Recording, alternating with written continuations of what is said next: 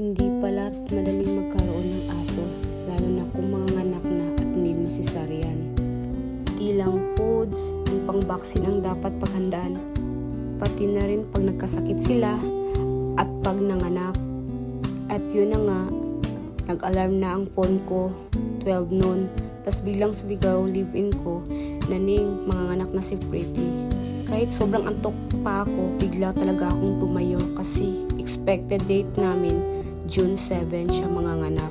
June 2 pa lang, kaya bumaba agad ako para tingnan si Pretty. Sobrang kinakabahan talaga ako kasi first time ko pa lang makakita ng aso na manganganak. Nakita ko na lang sa puwerta niya na may lumabas na bilog na itim. Bumalik sa loob tapos puti na naman na bilog ang lumabas. At bumalik, di na komportable si Pretty. Nagtatago na siya sa stock room tapos lakad ng lakad. Nagtatago na naman sa ilalim ng bangko. Sabi ng living ko, may iba daw, ilang oras pa bago manganak. Hanggang mag 2 p.m. na wala pa rin, kailangan ko na umalis dahil may duty pa ako. Pagdating ko sa trabaho, pagka 4 p.m. na, di na ako mapakali. Buti na lang okay lang yung supervisor namin at kasamahan ko sa trabaho. Kaya pagdating ko ng bahay, agad akong nagdesisyon na dali na si Pretty sa bed. Lalo na at 5 p.m. na hanggang 5:30 lang open ang bed. Baka di na kami makaabot. Pagdating namin, sabi ng doktor, need na daw i-CS dahil magpa 5 hours na nagli-labor na si Pretty. Baka daw mamatay ang mga anak niya at siya. Nag-ask ako kung magkano daw ang CS. Nasa 10k to 12k daw. Iba pa ang mga charge at lalo pat hindi na office hour. Nag-try pa ako baka pwedeng i-induce na lang. Kaso di na daw pwede kasi critical na si Pretty. Kaya di ko na alam ang gagawin ko. Dahil wala akong ganung halaga. Ayaw ko rin naman na pabayaan na lang si Pretty na mamatay na lang. Kaya pumayag na lang ako. Sa ako na lang iisipin ang pangbayad. Need ko pang mag-down ng 5k. 4k lang yung dala ko.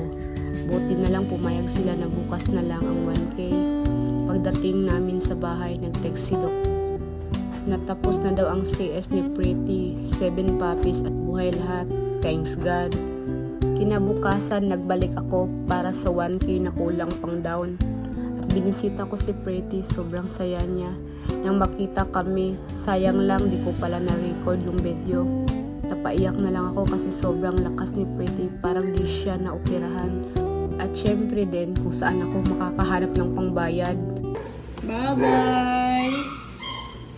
Kinagabihan, mag 4 a.m. na ako nakatulog at nagising ng 8 a.m. para lang mag-isip kung saan ako makakahiram. Nakakahiyaman, kinapalan ko na lang mukha ko. Mag-chat sa mga kakilala ko na may kaya sa buhay. Wala na talaga akong choice kasi yung kapatid ko di daw ako mapahiram dahil wala pang pera. At yung isa kong kapatid, bebenta lang daw niya yung kambing niya.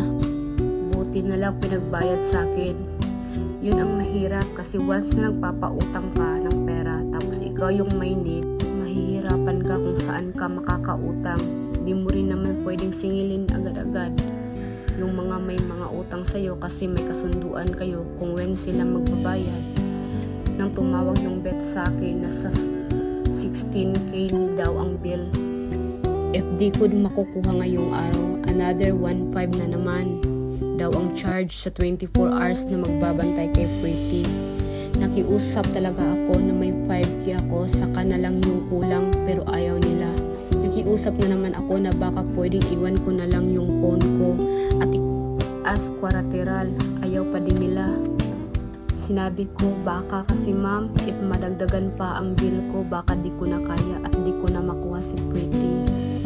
Pero ayaw pa rin nila dahil marami na kasing instances na di na bumalik pag nakuha na ang dogs.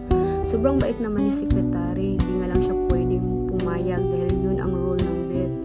Hanggang sa nasabi ko, collateral ko na lang yung motor ko ma'am, pati yung phone ko. Buti na lang pumayag sila sa motor para di na lalaki ang bill ko. Kaya imbes break time ko para kumain, dumiretso na lang ako sa vet para makuha ko na si Pretty. Kaya finally, welcome home Pretty! Sana no, kung may PhilHealth ka tapos wala ka namang anak, sana pwedeng ipagamit sa alaga mo, no? Goodbye everyone. Thanks for watching.